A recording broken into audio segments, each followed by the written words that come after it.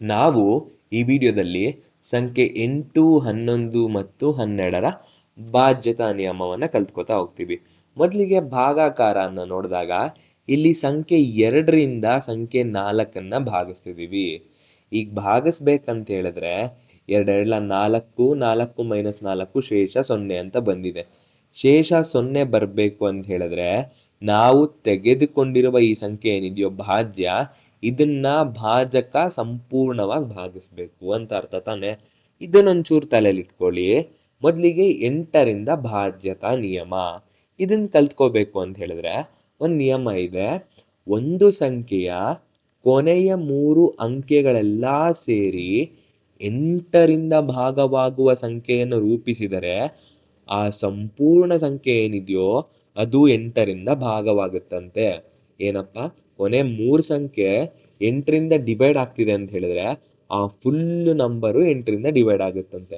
ಉದಾಹರಣೆಗೆ 25 732. ಇಲ್ಲಿ ನೋಡ್ತಿದ್ದೀರಲ್ವಾ, ಈ ಸಂಖ್ಯೆನ 8 ಭಾಗಿಸುತ್ತಾ ಅಂತ ಕೇಳ್ತಿದ್ದೀನಿ ಅಂತ ಹೇಳಿದ್ರೆ ನಾವು ಪೂರ್ಣ ಭಾಗಾಕಾರ ಮಾಡೋ ಬದಲು ಈ ಕೊನೆ 3 ಸಂಖ್ಯೆನ ತಗೊಳ್ಳೋಣ. ಏನು, 7 3 2 ಅಂತ. ಈ ಸಂಖ್ಯೆನ ಸಂಖ್ಯೆ 8 ಪೂರ್ತಿ ಭಾಗಿಸಿದ್ರೆ ಈ ಸಂಪೂರ್ಣ ಸಂಖ್ಯೆನ 8 ಭಾಗಿಸುತ್ತೆ ಅಂತ ಅರ್ಥ. ಚೆಕ್ ಮಾಡೋಣ. 8 9 72, ಹೌದು ತಾನೆ. ಶೇಷ 1, ನಂತರ 2 ಇಲ್ಲಿ ತಗೋತೀವಿ. 8 1 8, ಇದಕ್ಕೆ ಶೇಷ ಎಷ್ಟು ಬರುತ್ತೆ, 4 ಅಂತ ಬರುತ್ತೆ. ಹಾಗಾದ್ರೆ ಈ 732ನ್ನ 8 ಅನ್ನೋದು ಭಾಗಿಸ್ತಿಲ್ಲ. ಅದಕ್ಕಾಗಿ 25,732 ಈ ಸಂಖ್ಯೆನ 8 ಭಾಗಿಸಲ್ಲ ಅಂತ. ನೀವೊಂದ್ಸರಿ ಕ್ಯಾಲ್ಕುಲೇಟರಲ್ಲೂ ನೋಡ್ಬೋದು, 8ರಿಂದ ಈ ಸಂಖ್ಯೆನ ಸಂಪೂರ್ಣ ಭಾಗಿಸ್ಲಿಕ್ಕೆ ಆಗಲ್ಲ ಅಂತ. ಇನ್ನೊಂದು ಉದಾಹರಣೆ ನೋಡೋಣ. ಏನಾ ಉದಾಹರಣೆ, 3,59,120 ಅಂತ. ಈ ಸಂಖ್ಯೆನ 8 ಭಾಗಿಸುತ್ತಾ ಅಂತ ನನ್ನ ಪ್ರಶ್ನೆ. ಚೆಕ್ ಮಾಡೋಣ. ಏನ್ ಮಾಡಬೇಕು, ಕೊನೆಯ 3 ಸಂಖ್ಯೆಯಿಂದ 8 ಭಾಗಾಕಾರ ಆಗುತ್ತಾ ಅಂತ ಚೆಕ್ ಮಾಡಬೇಕು. ಸಂಖ್ಯೆ 120, 120ನ 8 ಭಾಗಿಸುತ್ತಾ ಅಂತ ಚೆಕ್ ಮಾಡಬೇಕು. 8 1 8, ಉಳಿಯೋದೆಷ್ಟು 4 ಅಂತ. ಇಲ್ಲಿ 40 ಆಗುತ್ತೆ. 8 5 40. ನಮ್ಮ ಶೇಷ ಎಷ್ಟು ಅಂದ್ರೆ 0 ಅಂತ ಆಯ್ತು.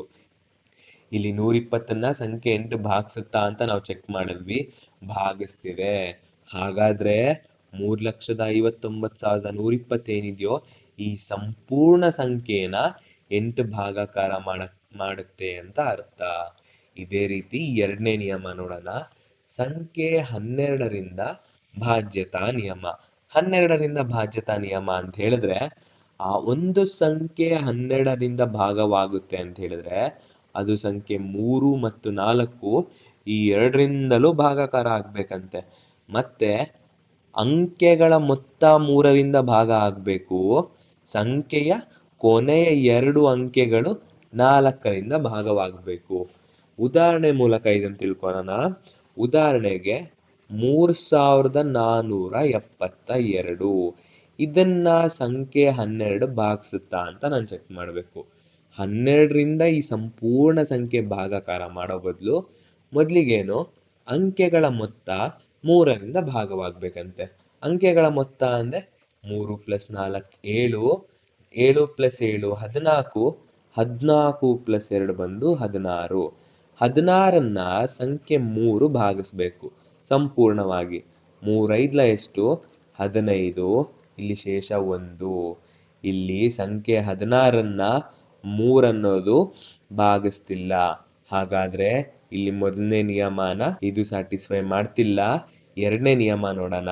ಸಂಖ್ಯೆಯ ಕೊನೆಯ 2 ಅಂಕೆಗಳು 4ರಿಂದ ಭಾಗವಾಗಬೇಕಂತೆ. ಕೊನೆಯ 2 ಅಂಕೆಗಳಂತ ಹೇಳಿದ್ರೆ 72. 72ನ್ನ 4 ಭಾಗಿಸುತ್ತಾ ಅಂತ ಹೇಳಿದ್ರೆ 4 1 4, ಇಲ್ಲಿ ಉಳಿಯೋದು 3, 3 2 ಅಂತ ಹೇಳಿದ್ರೆ 4 8 32, ಶೇಷ ಅನ್ನೋದು 0. ಇಲ್ಲಿ ನೋಡ್ಬೋದು, ಸಂಖ್ಯೆ 4 72 ಅಂತ ಹೇಳಿದ್ರೆ ಈ ಸಂಖ್ಯೆಯ ಕೊನೆಯ 2 ಅಂಕೆಗಳನ್ನು ಭಾಗಿಸ್ತಿದೆ. ಆದರೆ ಸಂಖ್ಯೆ 3ರಿಂದ ಈ ಅಂಕೆಗಳ ಮೊತ್ತ ಭಾಗವಾಗ್ತಿಲ್ಲ. ಹಾಗಾದ್ರೆ ಈ 3 4 7 2 ಏನಿದೆಯೋ ಈ ಸಂಖ್ಯೆ ಇದನ್ನ 12 ಭಾಗಿಸ್ತಿಲ್ಲ ಅಂತ ಅರ್ಥ. ಕೊನೆಯ ನಿಯಮ ನೋಡೋಣ, 11ರಿಂದ ಬಾಧ್ಯತಾ ನಿಯಮ. 11ರಿಂದ ಬಾಧ್ಯತಾ ನಿಯಮ ಅಂತ ಹೇಳಿದ್ರೆ, ಸಂಖ್ಯೆಯ ಬೆಸ ಸ್ಥಾನಗಳಲ್ಲಿರುವ ಅಂಕೆಗಳನ್ನು ಸೇರಿಸಿ ಸಮಸ್ಥಾನಗಳಲ್ಲಿರುವ ಅಂಕೆಗಳನ್ನು ಸೇರಿಸಿ. ಇದನ್ನ ಉದಾಹರಣೆ ಮೂಲಕ ಕಲ್ತ್ಕೊಳ್ಳೋಣ. ಏನಾ ಉದಾಹರಣೆ? 1 2 1 1 2 1 ಅಂತೆ. ಇಲ್ಲಿ ಇದನ್ನು ಓದಕ್ಕೆ ಮುಂಚೆ ನಾನೇ ಹೇಳ್ತೀನಿ, ಈ ಸಂಖ್ಯೆ ಏನಿದೆಯೋ ಇದರ ಆಲ್ಟರ್ನೇಟಿವ್ ನಂಬರ್ಸ್ನ ಆ್ಯಡ್ ಮಾಡಿ, ಅಂದರೆ ಇದರ ಪರ್ಯಾಯ ಸ್ಥಾನದಲ್ಲಿರುವ ಸಂಖ್ಯೆಗಳನ್ನು. ಇಲ್ಲಿ ಯಾವ ಸ್ಥಾನ ಬರುತ್ತೆ ನಮಗೆ? ಒಂದು ಬೆಸ ಸ್ಥಾನ, ಇನ್ನೊಂದು ಸಮಸ್ಥಾನ. ಇಲ್ಲಿಂದ ನಾವು ನೋಡ್ಕೊಂಡು ಹೋಗೋಣ. ಯಾವ ಕಡೆಯಿಂದ ನೋಡಿದ್ರು ಒಂದೇ. ಇದು ಬೆಸ ಸ್ಥಾನ, ಈ ಸಂಖ್ಯೆ ಅಂತ ಹೇಳಿದ್ರೆ ಸಂಖ್ಯೆ 1 ಪ್ಲಸ್ ಇಲ್ಲಿ ಒಂದು ಸಂಖ್ಯೆ, ಮತ್ತೆ ಇಲ್ಲಿ ಬೆಸ ಸ್ಥಾನ. ಇಲ್ಲಿ ಯಾವ ಸಂಖ್ಯೆ ಇದೆ? 2 2 ಪ್ಲಸ್ 1 ಪ್ಲಸ್ 1 ಇದನ್ನು ಆ್ಯಡ್ ಮಾಡಬೇಕು. ಅದೇ ರೀತಿ ಇಲ್ಲೂ ಸಹ ಸಮಸ್ಥಾನದಲ್ಲಿ ಸಂಖ್ಯೆ 2 ಇದೆ, ನಂತರ 1 ಇದೆ, ನಂತರ ಮತ್ತೆ ಇಲ್ಲಿ 1 ಇದೆ. 1 ಪ್ಲಸ್ 1 ಪ್ಲಸ್ 1 1 ಪ್ಲಸ್ 1 ಪ್ಲಸ್ 2 ಅಂತ ಆಯಿತು. ಎಷ್ಟು? 4. ನಂತರ ಏನು ಕೇಳಿದರೆ ಈ ಎರಡರ ವ್ಯತ್ಯಾಸ. ಇಲ್ಲಿ 4 ಇದೆ, ಇಲ್ಲೂ 4 ಇದೆ. ವ್ಯತ್ಯಾಸ ಏನಪ್ಪ? 4 ಮೈನಸ್ 4 ಅಂದರೆ 0.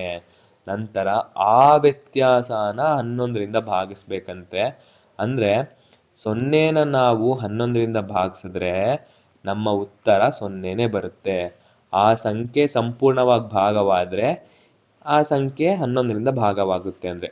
ಅಂದರೆ 0ನ ನಾವು 11ರಿಂದ ಭಾಗಿಸಿದಾಗ ನಮಗೆ ಶೇಷ 0 ಬಂದರೆ ನಾವು ತೆಗೆದುಕೊಂಡಿರ್ತಕ್ಕಂಥ ಸಂಖ್ಯೆ 11ರಿಂದ ಸಂಪೂರ್ಣವಾಗಿ ಭಾಗವಾಗುತ್ತೆ ಅಂತ. ಇಲ್ಲಿ ತಗೊಂಡಿರೋಂಥ ಸಂಖ್ಯೆನ 11 ಭಾಗಿಸುತ್ತೆ ಅಂತ ಆಯಿತು. ಇದೇ ರೀತಿ ಮತ್ತೊಂದು ಉದಾಹರಣೆ. ಏನಾ ಉದಾಹರಣೆ ಅಂದರೆ 132. ಇಲ್ಲಿ ನಾನು ಹೇಳಿದೆ ಪರ್ಯಾಯ ಸ್ಥಾನದಲ್ಲಿರುವ ಸಂಖ್ಯೆ ಅಂತ. ನಾವು ಯಾವ ಕಡೆಯಿಂದ ಬೇಕಾದರೂ ತಗೋಬೋದು. ಈ ಕಡೆಯಿಂದ ಬೇಕಾದರೂ ತಗೋಬೋದು, ಇಲ್ಲಿ ಉಲ್ಟಾ ತಗೊಳ್ಳೋಣ. ನೋಡಿ, ಇದು ಬೆಸ ಸ್ಥಾನ ಅಲ್ವಾ? ಇಲ್ಲಿ ಸಂಖ್ಯೆ 1 ಇದೆ, ಇಲ್ಲಿ 2 ಇದೆ. 1 ಪ್ಲಸ್ 2 ಎಷ್ಟಪ್ಪ ಅಂದರೆ 3. ಇಲ್ಲಿ ಸಮಸ್ಥಾನದಲ್ಲಿ ಯಾವ ಸಂಖ್ಯೆ ಇದೆ? 3. ಇವೆರಡರ ವ್ಯತ್ಯಾಸ ನಾವು ಕಂಡುಹಿಡಿಬೇಕು. ಏನು? 3 ಮೈನಸ್ 3 ಅಂದರೆ 0. 0ನ ಸಂಖ್ಯೆ 11 ಭಾಗಿಸ್ತಿದೆ ಅಂತ ಚೆಕ್ ಮಾಡಬೇಕು. ಇಲ್ಲಿ ಹೌದು ಭಾಗಿಸ್ತಿದೆ. ಹಿಂಗೆ ಭಾಗಿಸ್ತಿದೆ ಅಂತ ಆದರೆ ಈ 132ನ್ನ ಸಂಖ್ಯೆ 11 ಭಾಗ ಮಾಡುತ್ತೆ ಅಂತಾಯಿತು. ಇಲ್ಲಿ ಇಷ್ಟೆಲ್ಲ ನಾವು ಕಲ್ತ್ವಲ್ಲ. ನಿಮಗೊಂದು ಬೋನಸ್ ಪ್ರಶ್ನೆ. ಇಲ್ಲಿ 4 ಪ್ರಶ್ನೆಗಳಿದಾವಲ್ಲ, ಇದನ್ನ ನಾವಿವಾಗ ಉಪಯೋಗಿಸಿದ್ವಲ್ಲ, ಆ ನಿಯಮಗಳನ್ನ ಉಪಯೋಗಿಸಿ ಯಾವ್ದ್ಯಾವ್ದು ಡಿವೈಡ್ ಆಗುತ್ತೆ, ಯಾವ್ದ್ಯಾವ್ದು ಆಗಲ್ಲ ಅಂತ ಚೆಕ್ ಮಾಡಿ ಉತ್ತರನ ಕಾಮೆಂಟ್ ಮಾಡಿ.